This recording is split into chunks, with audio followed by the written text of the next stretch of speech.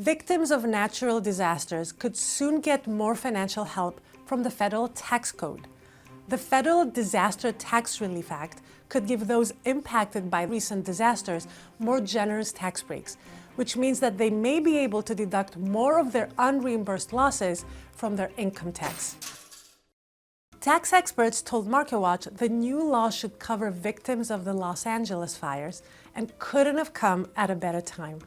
The focus is on casualty losses, what the IRS defines as the damage, destruction, or loss of property because of an event that's sudden, unexpected, and unusual. Tax experts say that could mean homes, cars, and personal belongings destroyed in fires. Even while the fires were still burning, I wrote a story looking at the timelines on this new tax relief, and judging by those dates then, it seemed to be that the fires were covered by this new tax bill. Since then, what's changed is the IRS has come out with instructions that have seemed to indicate that the fires don't count in the tax relief.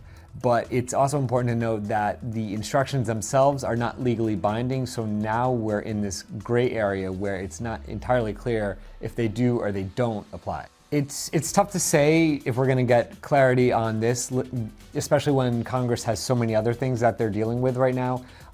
It's probably a good idea to consult with a tax professional if you're out in California and you want to know what rules apply to you. The legislation applies to any presidentially declared disaster occurring in recent years, including hurricanes Helene, Milton, and Ian, and earlier wildfires in Hawaii and California. The tax rate targets a shortfall many homeowners could face in California as state more insurers are leaving. It's unclear if people in California are going to get any help from this tax relief, but it's a sure thing that people in places like North Carolina, in Florida, recovering from disasters like Helene and Milton, and even earlier disasters, the tax code is becoming a lot more generous for them, especially if they don't have insurance coverage.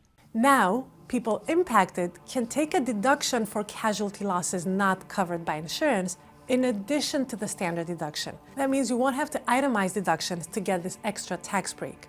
As a reminder, the standard deduction for 2024 is $14,600 for single filers and $29,200 for a married couple filing jointly. The casualty loss deduction is also more generous than before and stands to especially benefit higher net worth individuals and families with major losses. Before this law, according to one IRS formula, taxpayers had to subtract the value of each of their losses by $100 and then further reduce the amount of their claimed loss by 10% of their adjusted gross income. The new law removes the 10% burden and says taxpayers need to subtract $500 per loss, period.